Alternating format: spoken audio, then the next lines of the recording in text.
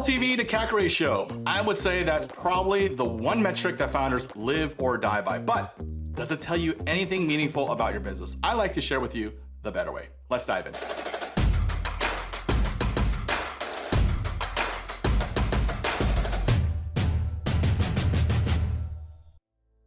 Welcome to the Deepdive channel. Deepdive helps founders like you analyze your business like VCs like us. Now today's topic, LTV to CAC ratio. At Headline, we believe in taking a much more holistic approach, and we call it the core ratio. Now before we dive into that, Nick's gonna just establish some basic definitions for us. So the LTV to CAC ratio, in its name, it composes out of two metrics. On the top, you have LTV, which stands for customer lifetime value. It should represent how much value or gross profit a business can expect to generate for every customer that they ever acquire. And at the bottom, you have the customer acquisition cost, which should tell you how much does it cost the business to acquire a new customer, or how much does a business need to invest to grow by one additional customer. Correlating the one by the other tells us what is ultimately the return on investment of a business investing into growth. Now, usually when we think about LTV CAC ratios, when I was a founder, the ratios we were looking for like 3-to-1 LTV to CAC ratio or 5-to-1, right? And those ratios were kind of like the goalposts that we were trying to aim for. Now, if you're a founder and your lifetime value is lower than your CAC, meaning you're losing, your total lifetime value is not as high as your CAC, you should probably stop this episode, work on your product, and then come back. But assuming it's right, I think the next thing we want to talk about is like, where do you calculate it? How do you calculate it? Now, when I was a founder, the way we did it, it's kind of very elementary. We would take the average order volume that a single customer would typically order on a given month. And then we would say their lifetime value is 3 years. So 36 months. So we took their monthly average spend and we just multiply it by 36 and LTV, where we were there. Unfortunately, that was probably not the best way for us to do it. What we did probably isn't that uncommon, and there's other ways of doing it. Nick actually will do some Google search for us and just find what typically is out there and thrown to founders as how you should be calculating your LTV. The industry calculation is something that we at Headline don't necessarily fully agree with. What they do is pretty similar to what you've done. You multiply your average revenue per customer with the gross margin to ultimately get to how much kind of gross profit am I getting per customer, and then you divide that amount by the monthly churn rate to get a sense of how long is my customer going to stay around on average. If I lose 10% of all my customers, I divide kind of this amount, I basically 1 by 10%, I can expect to have a customer for 10 months, and therefore I multiply 10 months with my average revenue per customer with the gross margin, I get my LTV number. Do this here in a Google Sheet that I have pulled up for you guys. You can kind of take this example of, let's just take a business as the average monthly churn rate of 13.3%. You divide 1 by that churn rate, you will expect a customer lifetime of 7.5 months. And to then get to the lifetime value of the business, you take the 7.5 months number, multiply it with the average monthly revenue per customer and the gross margin to get to a lifetime value of $729. We then want to contrast this with the customer acquisition cost of a business, which in this case is about $330, and you get to an LTV to CAC of 2.21 in this case. The piece that we at Headline here disagree with is really the way that the customer lifetime is calculated. Assuming that a business has 13.3% monthly churn, you basically assume that you have this straight line attrition of, you start with 100% of customers and every month you lose 13.3% of these customers in a straight line over time and end up with a customer lifetime value of 7.5. Assume that all your customers over time behave exactly the same and come up with this one magic number, which isn't really rooted in reality. It is an assumption that this churn rate holds steady. This is exactly how all your customers behave, which in reality, we've never really seen hold true.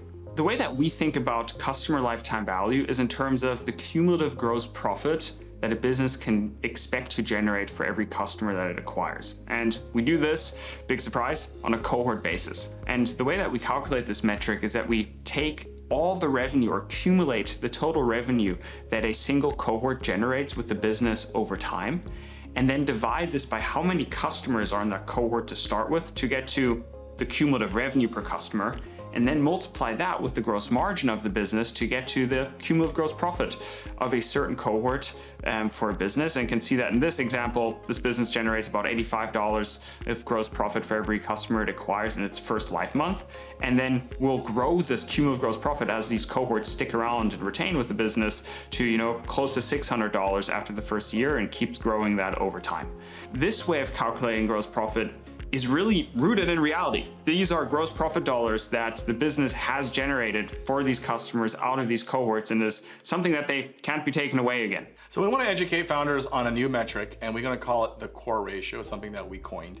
When you think about your ROI, your return on investment, it's not just simply your LTV divided by your CAC. The fact is you have to take the cumulative gross profit into account per cohort as it matures and scales, and as your business sort of evolves over time.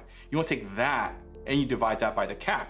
Now that CAC that you divide it by has to be cohort based, because your sales and marketing spend, which is not just your Google and Facebook, but includes the people that you've hired, maybe your marketing manager or your performance growth marketer, their salaries go into that CAC on a month-to-month basis, and that goes into the cohort. What we do here with the core ratio is that for the same cumulative gross profit per customer data series, we divide each month by the customer acquisition cost of that given cohort's month to get a sense of what is the multiple on investment that a business is generating out of their customer acquisition cost. And on the y-axis, we have this multiple mapped out. You can see that the 1 mark, the cumulative gross profit of a cohort, equals the customer acquisition cost of that same cohort. This business is able to pay back, in a sense, their customer acquisition cost within 5 to 7 months, depending on the cohort, and continues to grow that over time to get to, a 2x after the first year.